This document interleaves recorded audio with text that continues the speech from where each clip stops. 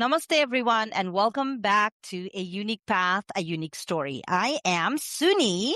And I am Soilu. We're so happy that you're joining us for another meaningful conversation. As you may know, season 2 is all about exploring the experiences, choices, and different phases of life that really shape who we become.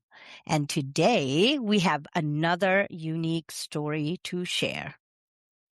We have a special guest today, someone who has represented Nepal on the world stage, earned multiple degrees, and now she is building something meaningful for Nepali women everywhere. We are so excited to have her with us. So please welcome Sofia Shah. Welcome. Hi, everyone. Hi. Thank Hi. you. Thanks so much for having me on here. I'm so excited to speak with you ladies. We are too. So let's get the podcast going, all right? Awesome. Let's start with the basics. Sofia, tell us a little bit about yourself. Who is Sofia Shah right now in this season of her life? Great question. So many identities. I know we touched on this a little bit too when we were talking lightly, but I have a lot of different personalities that people maybe know me from. So hi to anyone that is listening to this that knows me from all of these types of lives. So first of all, I am half Nepali, half Danish. I was born in Copenhagen, Denmark, because my mom is Danish, and then raised in Kathmandu, Nepal, because my dad is Nepali. I grew up going to Lincoln School, which is the American school in Kathmandu, and, grew up kind of living an expat life because my mom is super Danish, but we lived in Nepal. For the first few years of my parents' marriage, we were not accepted into the Nepali family. So it was very like living the Danish American school life as my support network, and then slowly integrating back into the Nepali culture, which is why a lot of my culture is very foreign first and then becomes slowly Nepali later. So I wasn't very much in touch with my Nepali side living in Nepal, which was such a weird situation just because of the family dynamics. But then as I started swimming for Nepal, I started to become very connected to the country because, suddenly I'm representing our country, wearing our flag around the world, telling them all about Nepal, but like having this kind of very international worldview of what it means to be Nepali. So I started swimming in like fourth grade, and then started winning national medals around like eighth grade, and then qualified for my first world championships in 2013 in Barcelona, and then went to 8 world championships since for swimming for Nepal. Held multiple national records, was the first Division 1 swimmer to ever be recruited to the US for Nepal. And now my brother's also a 2-time Olympic swimmer, so I'm probably his inspiration, I would hope, because I'm older than him. So yeah, and so the swimming journey led me to the US. And I honestly could not tell you how I ended up doing content creation other than like making TikToks at some point during COVID, and here I am being a huge content creator. So now that's my full-time job. Whatever you're doing with the content creation, you're saying, I mean, it's all amazing because we get to see you. Yes. And one of the content you had said was you wanted to be the largest Nepali international creator. Oh yeah. On the path. Oh I'm yes. on the path. Yes. You're gonna do great, I think. Yeah. And I think it's also so cool right now because I get to connect with a Nepali side that I haven't been able to connect with. And that is like something that I find very special. Like suddenly I don't feel so alone being a foreign Nepali. It's like very connected in terms of Nepalis all over the world. So it's really cool. So Sofia, I mean, that's a great introduction. And thank you. It's very long. and yeah, no, I love it. And, the thing that I'm curious, like really curious about is you said you were, half Danish, half Nepali, but not welcomed into the Nepali community, right? Like you're living in Nepal, feeling like a foreign. Yeah. And all of a sudden now you are completely devoted kind of to that, Nepal and the Nepali community. Like, can you take us through that transition? Like what changed, what evolved, what made you get into that? Yeah. So growing up, my parents are divorced now. My mom and my dad are divorced. So I wouldn't say that it was the easiest to have that marriage at home when I was younger. So I was very close with my mom, and my dad was trying to get back into the Nepali community as he does, as someone who goes home and wants to connect with their family. Like, it's totally understandable. Like, I feel like now in hindsight, I'm like, oh yeah, everything kind of had a reason and a purpose. But like when you're 7, 8 years old, it's really hard to understand. So I was very disconnected, even though I wanted to be connected, because I had a lot of Nepali friends in Lincoln. I had a lot of Nepali teammates. So it's like I had these like windows into my culture, but I couldn't hop into it because I wasn't speaking Nepali at home, and I didn't have like my dad taking me into this, and that only came kind of way later in like high school versus all of them growing up with it. So now that I have this opportunity to like finally really dive in and be like, okay, now I can like start wearing the national dresses and decorating with the jewelry and wear all these things that I really wanted to when I was growing up, but I just like didn't have a way to. Now I'm like, yes, I get to do it. And I'm so excited. And I get to be proud of my country. I've always been proud of being Nepali, especially when I was like swimming. That was just like the most like insane thing to do, is to represent your nation on an international level. So I connected with Nepal in that way, but you're international. You're like not connecting with Nepalis, you're connecting with other countries. So like now I get to connect with actual Nepalis and see the amazing things they do, rather than just like seeing other countries and being like, yeah, I'm Nepali. And I don't learn anything about Nepal. I'm teaching people about Nepal. But now I'm being taught everything about it, and it's so beautiful. And you do feel the belonging there now that was Yes, missing? I think that's a good way to put it. Like, I lacked the belonging when Uh-huh. I was younger, and now I feel like I belong, and I Belong. like people want me there, and I'm like, yeah, I want to be here. You guys are so cool, you know. I've That's been watching you my whole life. because we are talking a little bit about the swimming here, and Yeah. that is, you said you started in fourth grade, and you won, or you represented when you were 17 to Barcelona, right? I think I was 15. Oh, 15. Okay. Yeah, it was in 2013, so I was 15. I have to do the math. Yeah, Yeah. I was 15ish. I mean, that's in itself is just, such an achievement. It's And insane. whenever we, especially from country like Nepal, Yeah.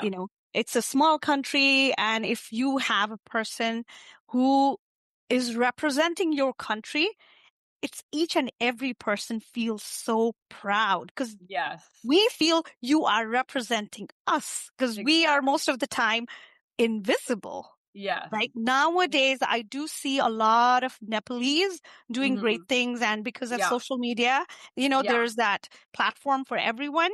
Yeah. But so that in itself is amazing, Yeah. So, Thank you. um, when did you really realize that, this swimming could be much bigger than a sport for you? Oh, um, yeah, that's a great question. It's actually funny. I really hated swimming. Like, I hated it so much. Like, sixth and seventh grade, you could ask my parents. I was fighting with them every single day.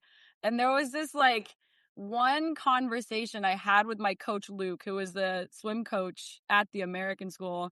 And he was like, Soph, like, I think you have this like potential and this energy that you inspire people to like do more than just swimming. Like, you make your friends show up to practice because you're there.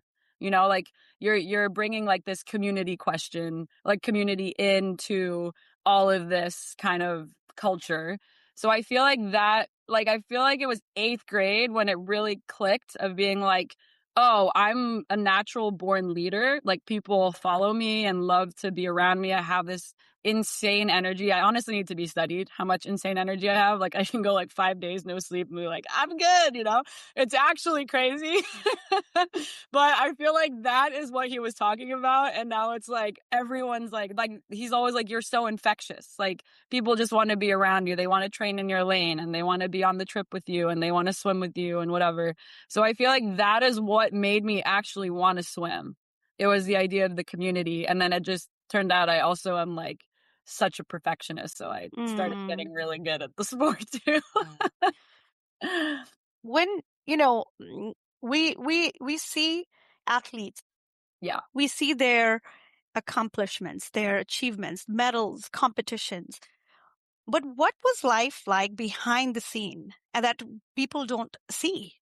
Yeah, I talk about this actually quite a bit. It's miserable.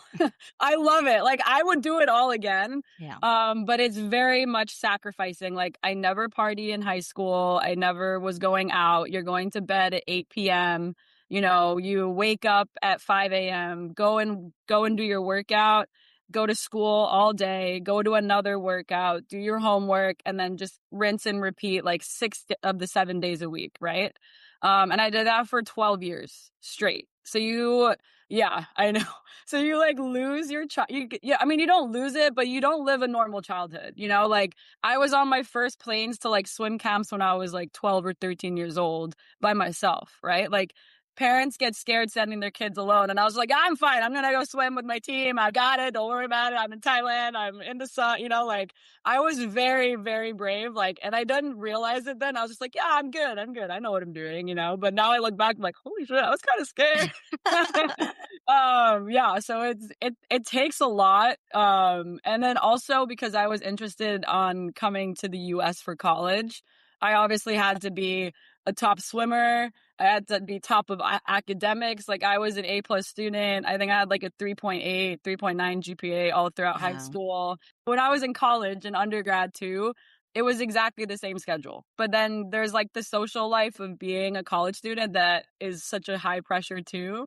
So I'd be like going out partying Thursday, Friday, Saturday, but still somehow fitting that schedule. So it was honestly crazy. It was a lot. It was exhausting, and I would do it all again because it was so worth it. Yeah. Oh, it Yeah. was so worth it. And I'm gonna put my future kids like into the same, maybe not the same regime, but definitely like into sports and like that kind of discipline and you know focus and everything. I really like that. So Mm. yeah, Sophia, it's actually so funny you say that because I feel like, and you tell us, right? But I saw one of your social media posts where yeah, you said, athletes will probably be mad with me with the way yeah, I train now, right? So yes. from that regimented, structured kid I who was a doing whole right. other way. Yeah, Exactly. So, yeah, why, I mean, right now, where you are today, yeah, why do you choose to be different, right? And you yeah, also talk about this, being with friends over everything else. Like, just yeah, talk a little bit more about how you've evolved from that rigid structure, schedule, yeah. disciplined girl to this, more evolved version of you. Yeah. I actually talked about this with my dad the other day because I was kind of like, how did I go from that to this, And he was like, because you're literally Nepali and it's because of the community aspect of Nepali culture. There's so much, like I've noticed it in all my Nepali friends too. They do everything in groups together. We have such a strong family culture. So there's this whole thing of like, oh my gosh, I very much went the white Danish individualistic route, which I have that kind of, of course I have that heritage of me too. But I also have this whole thing of like, oh my God, I love my friends. I get all my social energy from my friends. And I noticed that with my teammates too. I could never swim alone. Like if my coach was like, you got to go swim this practice, I'll be like, no way. I would find anything to get out of it. So I feel like that very much now that I don't have the restriction of training, I'm like, yeah, now I'm just going to really dive into that side. And my mental health is 10 times better to have a support network. And just also, I think back then when you're in it, you focus so much on the small details. As you know, I said I was a perfectionist, so I would get so stuck in my ways. And like friends help you pull yourself out of that, right? Like, or even your family. It's like people in your like social network will very much be like, hey, it's really not that big of a deal. Let's go get a burger. I'm like, okay, yeah, let's go do that. Like just to kind of remind you and bring you back down to earth that like you're not just living alone in this bubble. So I think that's something I've realized that's really important now. Because you mentioned a little bit about it, I want to expand on it a little bit because I think that's a very important topic that we need to talk as a society. And I believe you have shared that you struggled with anxiety, right? Yes. Throughout your swimming Yeah. career. So first of all, I really appreciate you being so open about it that, because that's something a lot of us struggle and we Yeah. don't always talk about, especially in our Nepali community, I would say. Yeah. Um, when did you first realize actually that anxiety was becoming part of your journey? And how did you navigate that season? I'm trying to remember like when I think it was like just after the Nepal earthquake that I was having PTSD symptoms of Hmm. like, I was I was starting it was starting with insomnia, and then it was a lot of like overthinking, a little OCD compulsions here and there.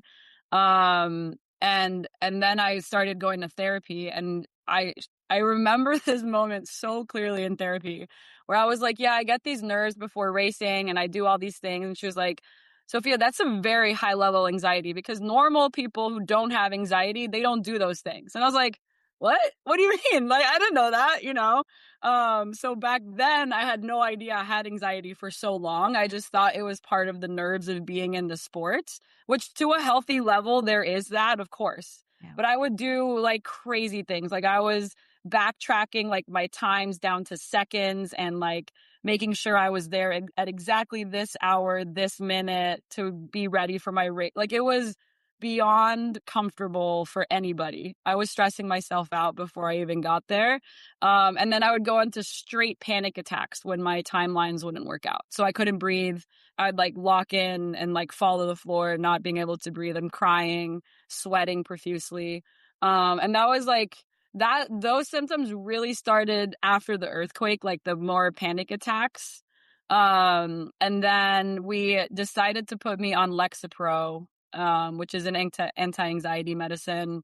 So since then I've been phenomenal. Mm. It's so great. I take like a very low dose now. And I'm very good at journaling, identifying my triggers. I took 2 degrees in psychology because I was like, what's going on in my brain? But I know that it's not talked about in Nepal at all. Yeah. My therapist is actually based in Nepal. She's Mm. Nepali. She was educated in the UK.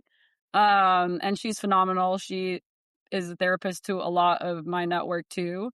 And she also understands this like cross culture thing of like having the Western side and the Nepali side. So it's really nice to talk to her. I check in with her now like twice or every 2 months or something like that. Hmm. But now I feel like I have a lot more control of it. Also, that I'm not swimming, there's a lot less anxiety of performing, which is nice. But there's a lot of anxiety I still feel or stress. Now it's more stressed issues rather than full anxiety attacks. It has a lot to do with timelines. Like if people are late, it drives me crazy, which does not work in Nepal. Yeah. Yeah. Like Nepali Nepali time, right? Standard Time and me are enemies. Yeah. Exactly. Oh my goodness. So do you have like some kind of routine that you use to kind of keep yourself grounded and take care of that anxiety before it snowballs? Yeah, so every day I try to do exercise. That's like the first thing I do. Some type of movement, whether it's like yoga or Pilates or walking or even just a walk. I need to do like 30 minutes of movement a day. I think that might be the athlete side of me. It helps really like regulate all of my emotions in general. I journal every day. I just like sit and journal, or I have the journaling app on my phone. Just to like kind of reflect, and because I feel like I also live a very quick life with social media now. So I just like to sit down and like take 5 minutes and be like, pause. What did I do today? What was awesome? What was good? What wasn't so good? And then also it helps me sit and look ahead and say like, okay, are there things that are going to trigger me? Yeah. How can I approach that? Okay, I know that this is going to be a stressful day. How can I minimize the stress? Those kind of things. So now I'm a little more like precautious of things that will get me there. And then I meditate. There's like Headspace meditation apps. There's a bunch on YouTube, like anything I'm kind of feeling. And then adult coloring books. That gets me off my screen. Absolutely love it. Like I could do that for hours. And I try to do things because I mean, there's a lot of things too of anxiety coming through social media. Like you just doom scroll forever. It happens. Yeah. So I really try to find at least an hour or two a day where I'm not on my phone. That's great. And that helps. Do you also feel that, because once you are like yourself, you are you're an athlete, you have represented the country, so you're kind of like a celebrity here, right? So, and your words, yeah, you are a celebrity, okay? So your celebrities' word and their wisdom and their whatever they say in the media has a lot of weight. A lot, right? Yes. So that's why they have to be extra careful what they say, right? And our media knows how to kind of twist and turn the words that they are saying. But, what I'm curious to know is, do you feel that, you have, because of what you have shared, you've been able to help other people or the community, especially Nepali community, who may be dealing with anxiety or other mental health issues too?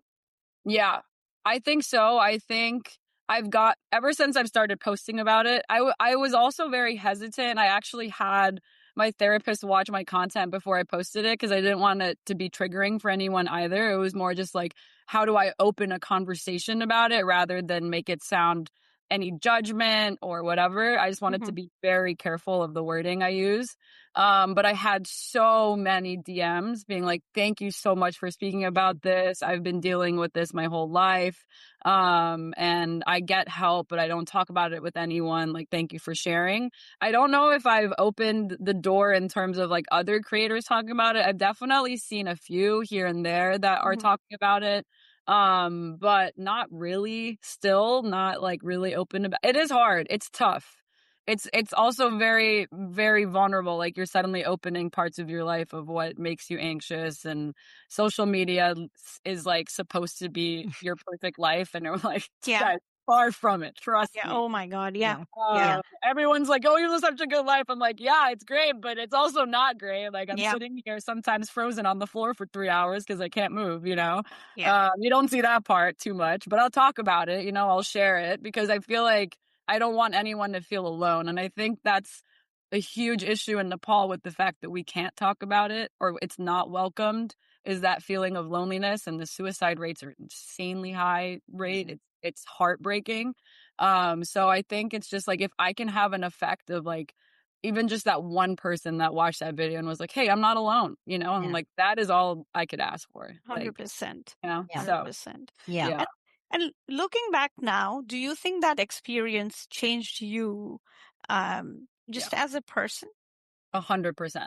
Oh my gosh, so much. I think it's also very empowering to be like suddenly like real. Like I think also that you say celebrity, I don't realize it because I'm just like, oh, like I just love meeting people, and they invite me to their Momo restaurant. I'm like, hey guys, and her brother picked up my old couch, like the network is just very friendly, and so I don't realize, and suddenly I'm just like, oh shoot, like you guys are listening to everything I say, so suddenly I'm like, okay, I got to be very good at what I say, make sure that we're talking about the right things, and I think I like the relationship I have now with my Nepali community in terms of like being very vulnerable and open.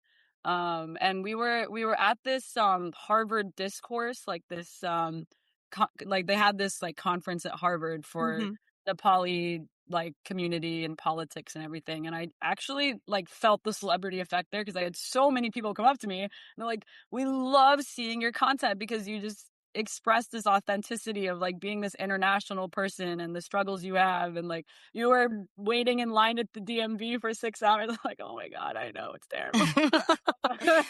Things like that, so I feel like I think it's like there's a lot of influencers that are Nepali that are great, but they also just show them traveling to Dubai with like their luxury, and I'm like, that's not where we want to be, guys. We don't want to be there. They don't treat us that nice, Yeah.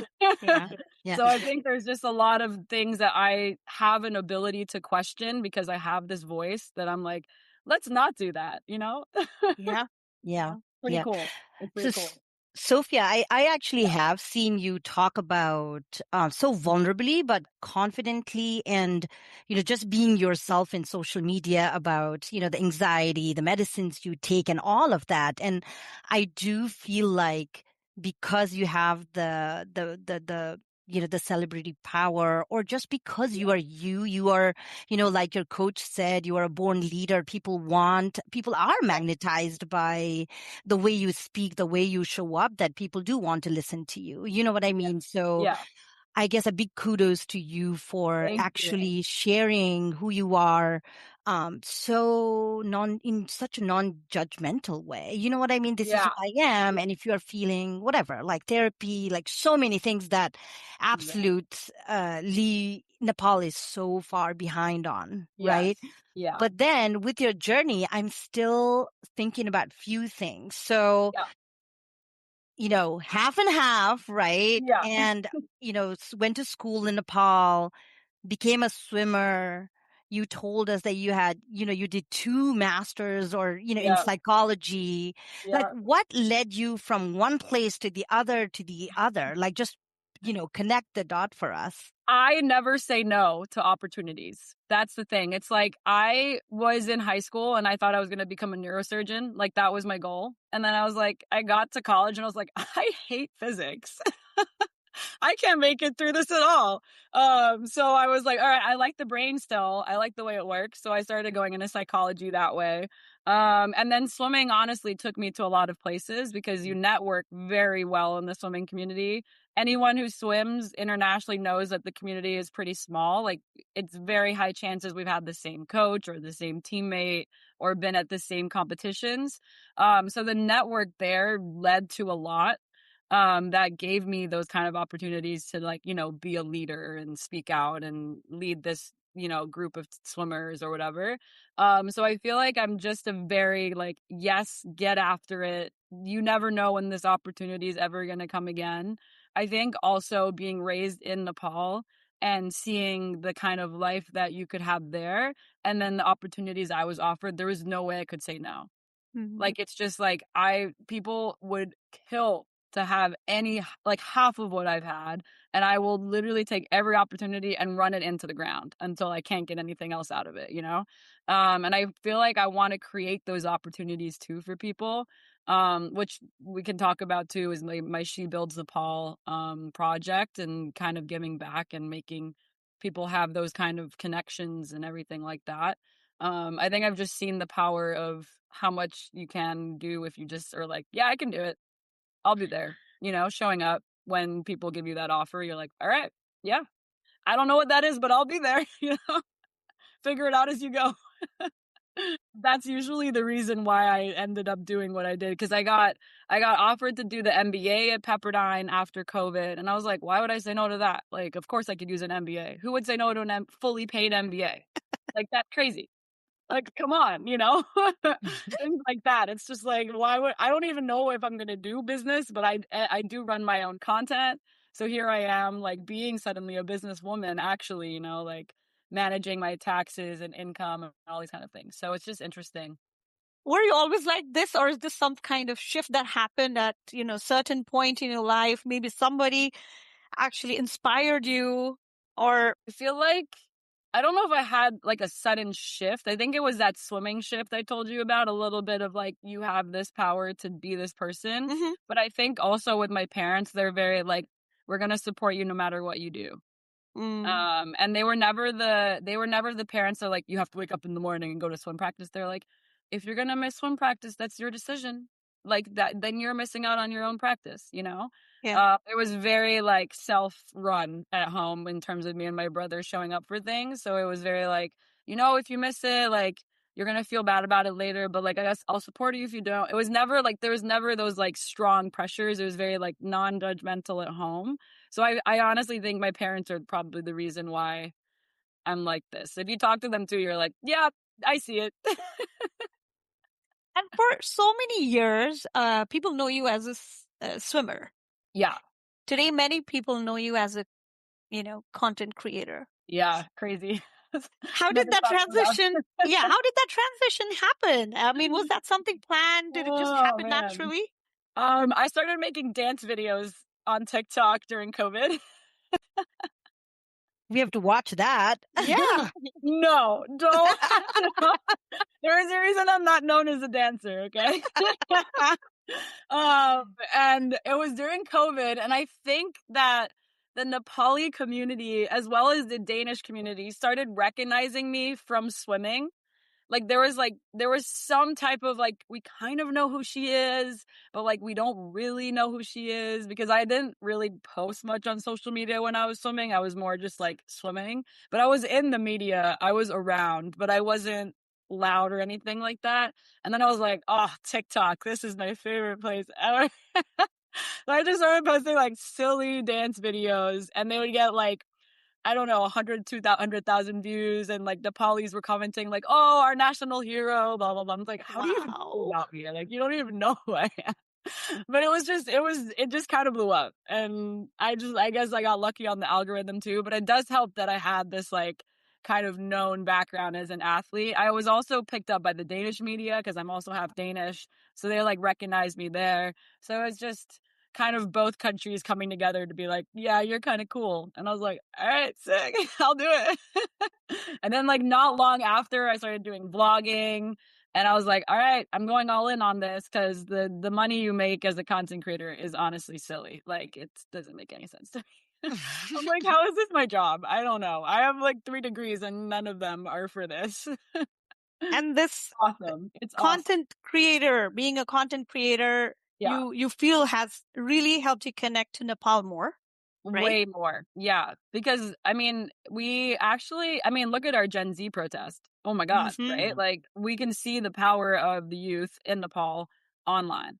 That has like been the biggest realization I had in terms of the last like year and a half. I'm like, oh my gosh, everybody in Nepal is online. And if you're Nepali and abroad, you're online, right? Yeah. We had this interesting stat too, where it was the average age of Nepal was 25. Mm-hmm.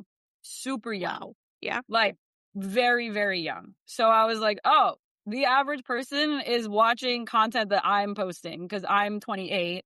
I'm posting, relatively that kind of world of content in terms of that age group. That's what people are watching.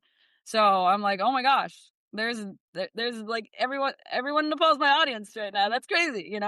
I posted about the Gen Z protests when they were happening. It was like millions of views, like tens of millions of views, crazy on TikTok, blowing up crazy.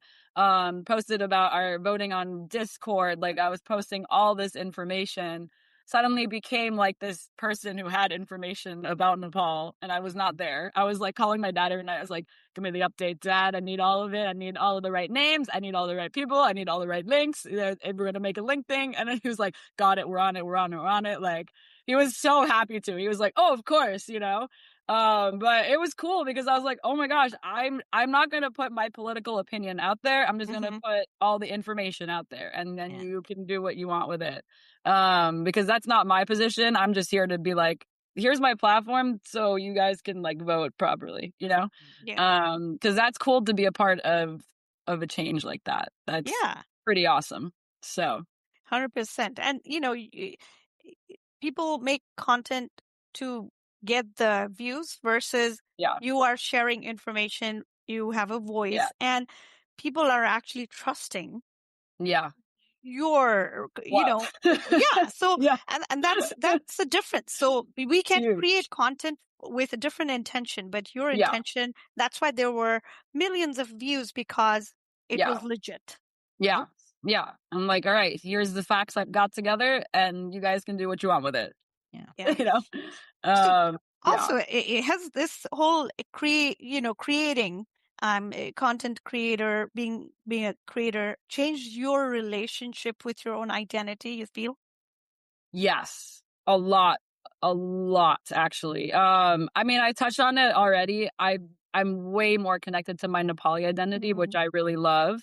I think I also feel like now I have no shame Like, I can walk out on the street and film videos. I can walk up to people and ask questions. Like, I used to be a little more shy, and now, like, that person that I was told I was in terms of being a leader and connecting and creating community, like, now I'm like completely that person, like fully no shyness about anything.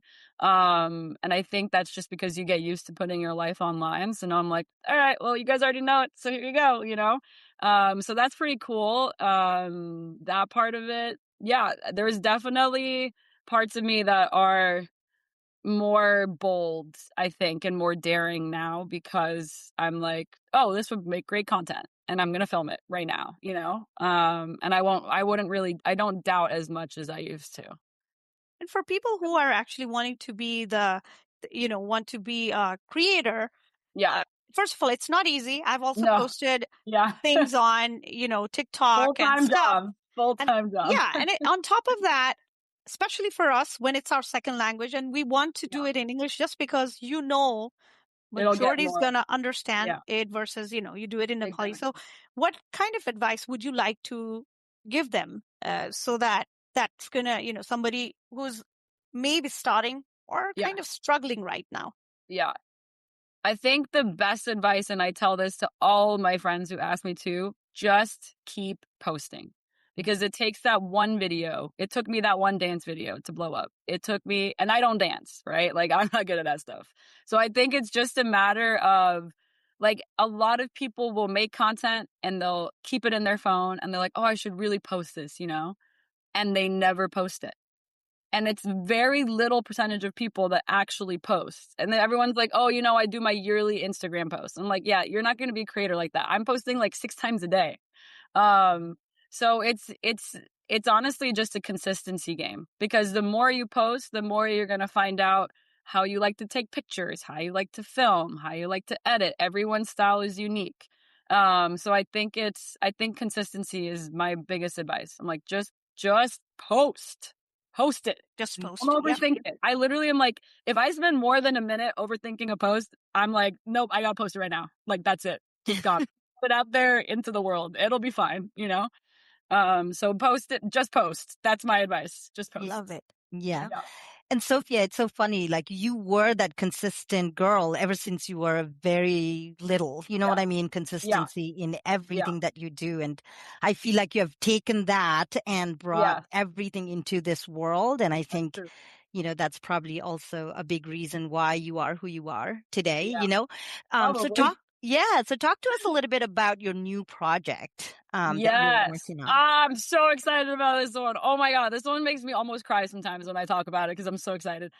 So I just, like, this was random too. This was a completely random TikTok I made, or like an Instagram reel. I can't remember which one it was, but I was like, hey, if you are a Nepali businesswoman and you own a business and you're Nepali, it doesn't matter where in the world you are, I want to know about it. Because I keep getting these messages on Instagram of, like, there's this lady, Ruby, who runs Wuka in the UK, and they do period underwear. And it's like the top selling period underwear in the UK.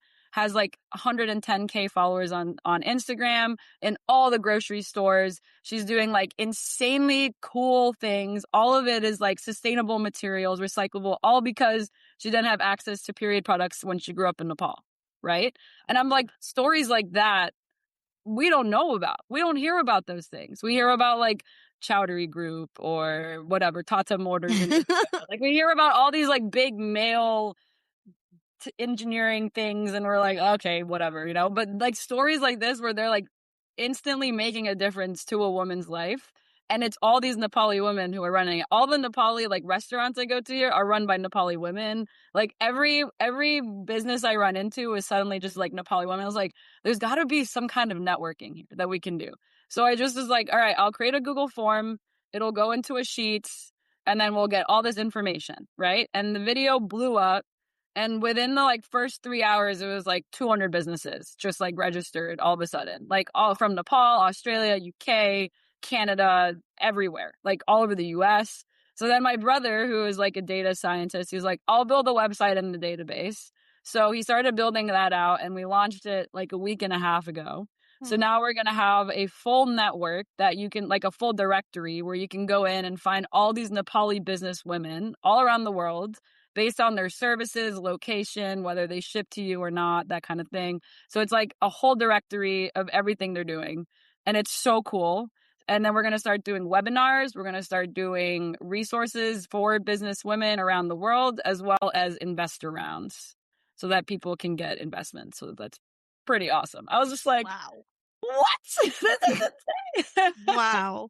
Yeah, it's so cool. So it's like creators too. We're going to start a creator thing too. So it's like having a podcast, like, can we get you guys resources? How can we like outsource things, blah, blah, blah. So it's like just growing the Nepali like businesswomen all over the world. Like that's just the coolest thing I could do. Oh my God. Now I'm going to start crying because I'm I know. so excited I'm about like, this. I know. Chills. There was this really cool, I would like read through the database every night before I go to bed because I'm like, this is so cool. There was this really cool one of these three sisters that like are civil engineers and started an affordable steel company in Nepal to build earthquake-proofed housing for affordable, Wow. like make it affordable to families. So I was like, Amazing. what? Like, why does you guys need investors like right now? Yeah.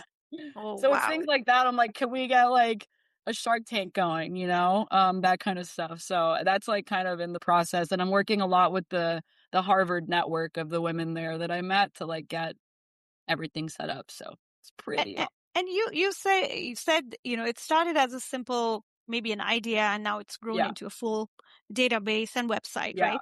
So where do you see it going from here? Like, what's the Um, bigger vision in the next 5 years, let's say?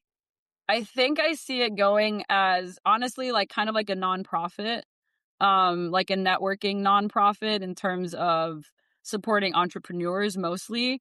And then like finding ways to like get investors in there and get money out of it for the poly women to start their businesses. Maybe we like are able to start doing funds and scholarships and that kind of stuff.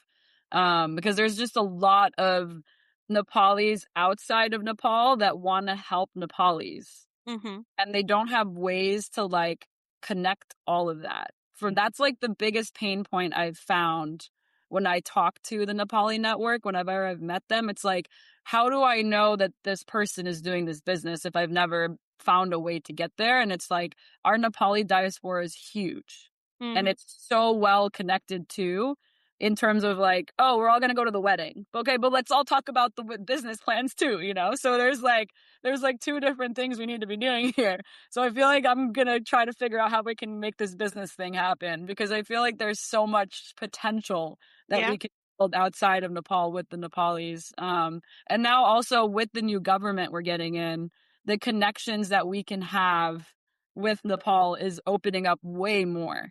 Absolutely. We should just jump into that opportunity and be like, can we get Nepalis back to Nepal? Can we also get Nepalis out of Nepal? Export, import, all this kind of stuff. So it's pretty cool. Yeah.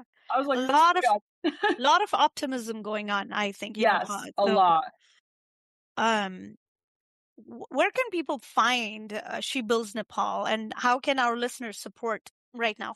Right now, you can go to shebuildsnepal.com. And if you know a Nepali businesswoman that hasn't entered their information in the database, it's really easy. It takes like less than a minute. And then you can like link your business info, everything like that. We're also on Instagram, also just at She Builds Nepal. And that's all we have right now, but we will be announcing things on everything on the website and the Instagram when we have like some conference. We are arranging some conferences coming up that will be available digitally as well, so everyone can like log in online. And then we're going to start rolling out resources and that kind of stuff. So it'll be cool. Yeah. That's so incredible, Sofia. And I keep remembering, when you said, your advice to the people, right? It was about consistency. And if somebody is a content creator, just post. And I feel like your whole She Built Nepal, like this vision came from that one post that you had. And now you have a whole business around it that is affecting so many businesses. And it's just such a, you know what I mean? Like like a propeller for a lot of people. And I have to admit, I've already filled my information in there Oh, because, great. like it was one of those things. It was like one Yep. person. And I think that's what is also really good about Nepali community is we love sharing resources. Yeah. If I Oh, see it's the something, best. right? Yeah. Yeah. And I love this conversation, and I just feel like everything is kind of tying all together. It's like you are who you are. You're always meant to be here. But then Yeah. the path you took to get here has been so unique to just you, So Yeah. thank you Thank so much Oh my for gosh, of sharing. course. Yeah, it's so fun. I also just feel like I have really good friends now that are Nepali suddenly, and I'm just like, yes, finally. I have like girlfriends that are Nepali, and I'm like, yay! I love this, like to be able to like also land in each city and be like, oh, I have a Nepali network here. This is so cool. We're gonna go find the best momo restaurant, and I'm so happy. Things like that is just so special to have that feeling of home everywhere. So it's Yeah. it's You are creating a community. Thank You're creating yeah, a community, yeah, and you're trying to, bringing it together. yeah, you're just bringing Yeah. it together. So if someone is listening Mhm. today, feels Yeah, afraid to start something new, or they feel like they're figuring life out, what would you yeah. want to tell them, or what would you want them to remember? The hardest part is always starting. Mm. That is Yes. that is my that is my advice to everybody. The hardest part is to always start. And it is the same with sports. It's the same with business. It's the same with your fitness. It's the same with your diet. It's the same with your sleep routine. The hardest part is starting. And so you just actually have to start. It doesn't have to be perfect. You can make it good later. It doesn't matter. It's just getting it going. That is like the most important thing. So like if you can do one step to your business that you want to start, like can you create a business outline? Can you, go into AI and be like, "Hey, I want to build this website." It will do it for you in 5 minutes. Promise you. It's really easy these days at least.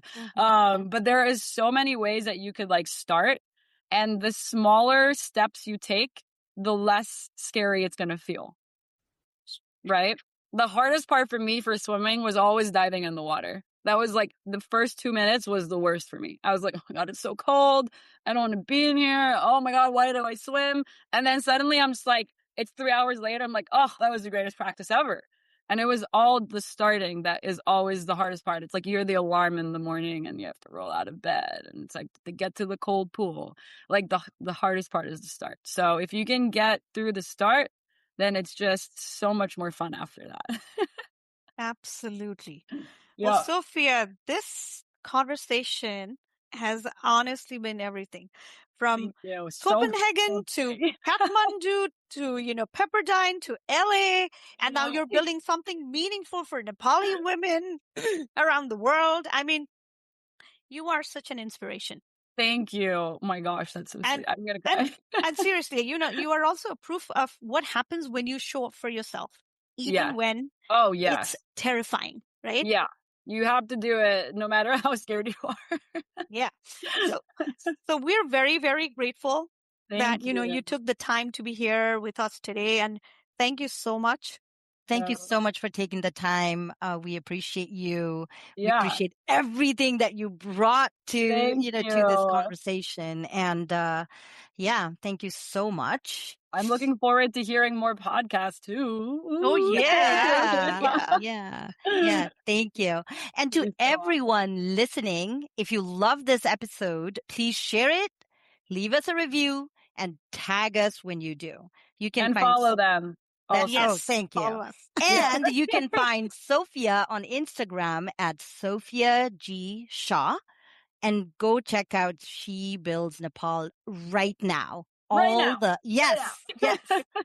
All the links and, the handles will also be in our bio. And again, Soilu, Sofia, thank you so much for an Thank you. incredible, This was so great. conversation. I hope we can Thank all do this you. again.